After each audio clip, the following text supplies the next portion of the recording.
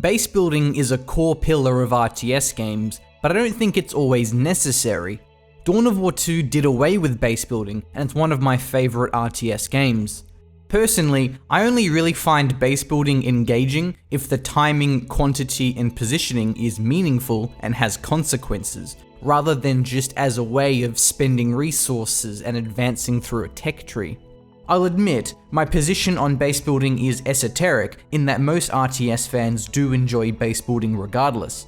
I think that enjoyment of base building comes from a feeling of sandbox creativity and a visual representation of the economic, tech, and production progression that occurs throughout a match. While I don't always think it's necessary, I'll generally enjoy base building as there's something innately satisfying about it. But I think there's so much potential for base building in RTS games to be better, and some RTS have already nailed it.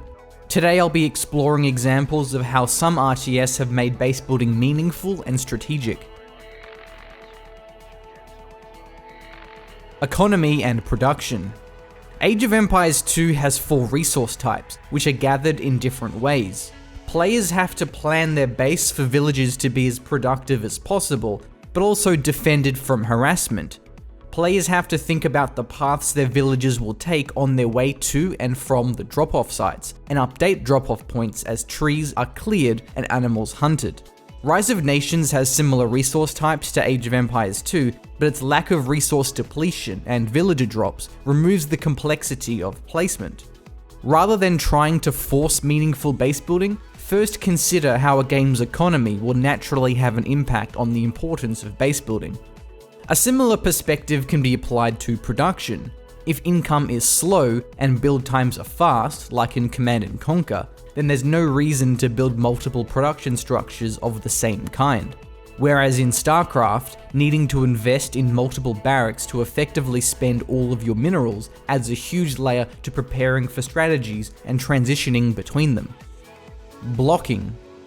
Base building placement can be meaningful as a means to block access. This could be walling off or creating choke points and limiting surface area to reduce the efficiency of melee units. It sounds simple, but there's a lot that needs to go into an RTS for those mechanics to actually matter. Not only does StarCraft and Warcraft 3 have lots of melee units, but ranged units have very short attack ranges relative to their model size. A blob of stalkers getting clumped up are much less efficient than if they were firing from a nice concave. On the other hand, the infantry units in Command & Conquer are tiny for their massive attack ranges, so being limited by choke points doesn't affect their DPS, and structures won't be a deterrent. Utility.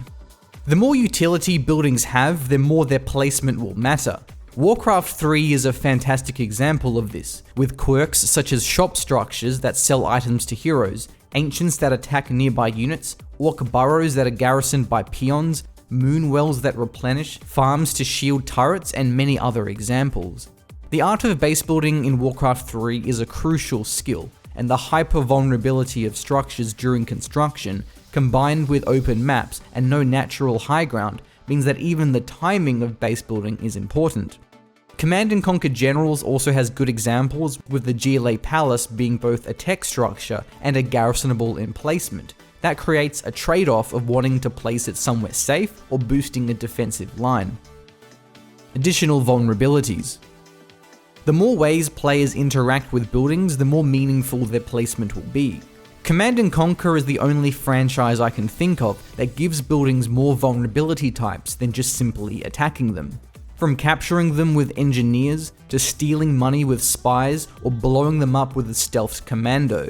When placing a super weapon, you can't just think about is it safe from attack, you also have to think about is it fully covered by detection from all angles, so a scumbag saboteur doesn't come along and reset the countdown timer. Engineers can also be used to instantly fully repair a building, so placing a barracks directly behind a command center or other crucial building could heavily pay off. If an RTS is made with extra bonuses and vulnerabilities to structures, then base building will naturally become more meaningful. What if infestors in StarCraft 2 could capture a barracks to spawn infested Terrans? How would that affect base building? Busy workers. The placement of base building in Company of Heroes is not meaningful. There's a couple of small quirks, but mostly it doesn't matter where you plonk down your structures.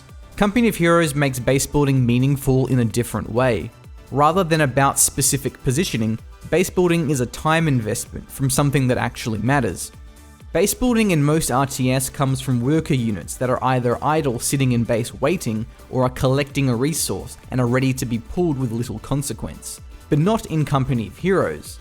Engineers aren't cheap and have enormous utility between capturing points, repairing, building fortifications, planting and sweeping mines, and being in combat, especially with a flamethrower.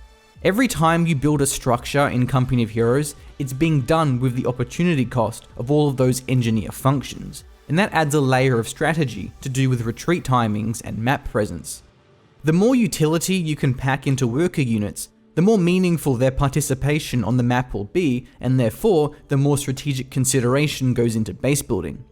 Command & Conquer Generals does utility on support units very well, such as the construction dozers that are used for crushing infantry, which especially comes into play in the early game because of how they crush workers to deny GLA tunnels. Vulnerable workers. In general, I find slow, expensive, and fragile worker units to be more interesting than fast and expendable ones, because then sniping workers becomes a specific type of harassment. There's no quirky utility for the engineers in Supreme Commander, but they're still significant as a form of harassment because of how they're balanced and their movement speed relative to the map sizes. Building mechanics. As much as I love Command & Conquer, I think worker units are a better mechanic than buildings magically deploying from the sky. Though Command & Conquer 3 and Red Alert 3 do have some units which are analogous to worker units. Build radius is limited in those games, so if you want to expand out to distant resources, you'll need to send out and deploy an emissary or Sputnik. These build radius units are expensive, slow, and fragile, which opens up an opportunity to snipe them en route. Once deployed, they're much tougher but can still be destroyed to prevent building placement in that region. It's a cool mechanic, but sadly they're rarely used as they're undercut by the free ability to simply unpack the MCV and deploy it somewhere else with its massive build radius. Balancing those games aside, traditional worker units may not be suitable for an RTS, but there's still room to add depth and harassment options to base building. This can also be seen with the Empire in Red Alert 3 that use weak mobile cores that deploy into a structure. Scouting. Base structures are generally the first step of a strategic investment, so they provide the best form of scouting. Scout a Dark Shrine and you know you need detection for those incoming Dark Templar, but scout mass gateways and you know you'll need bunkers for that all-in. When the scouting of base building matters, then scouting and counter-scouting becomes a big part of the game and helps it flow by creating small skirmishes. Scouting also needs to be designed in a way where it's fair and not too easy or too difficult, and the significance of structures at a particular timing needs to mean something that the enemy can read. Scouting a Dark Shrine wouldn't be useful if it also unlocked Colossus and High Templar. As for build times, the longer the unit build times are relative to resource income, the more production structures are needed. The more production structures are needed, the easier it is to scout specific strategies. Adjacency bonus. Like with many of these RTS discussions, applying them to large-scale RTS games can be quite challenging. Supreme Commander takes an unconventional approach to make base building meaningful through its use of adjacency bonus. Building economy structures next to certain buildings will provide a bonus such as reduced energy consumption. I personally don't think this is a good approach and I wouldn't recommend it, because it's not creative. It's a mathematical efficiency telling you the exact way you should be placing structures. There's no player agency. In theory, it's offset by the volatility of power plants, but that hardly matters in a real match. Adjacency bonus to that style would be a better mechanic if there were meaningful trade-offs between different types of bonuses that you have to weigh up. Mutually exclusive adjacency bonus is how you can think about the tech labs and reactors for Terran buildings in StarCraft 2. Those add-ons are especially a great mechanic that adds so much strategy because of how Terran buildings can lift off to swap between the different add-ons. In summary, most RTS players tend to enjoy base building just for the sake of it, but it can be way more fun and provide an avenue for huge depth if the specific positioning of structures has consequences. The game's economy will heavily tie into the importance of structure placement, but base building can also be meaningful through many other ways. Structures can be used to block pathing or funnel troops, so long as the game is designed where clumping limits DPS. If buildings have additional utility and vulnerabilities, then interaction types are created, which naturally gives their positioning benefits and consequences. The timing of base building can be more strategic if builder units have additional utility, as that creates an opportunity cost to having them idle in the base. Otherwise, builder units should be a combination of slow, expensive, or vulnerable to provide harassment targets. Lastly, an RTS should be designed in a way so that base building reveals strategic information to create the dynamic of scouting and counter-scouting, which encourages players to hide important tech structures and create small skirmishes. Thank you for watching. I'm Callum McCall, game designer at Stardock. Subscribe to the channel to keep up to date with all of our content.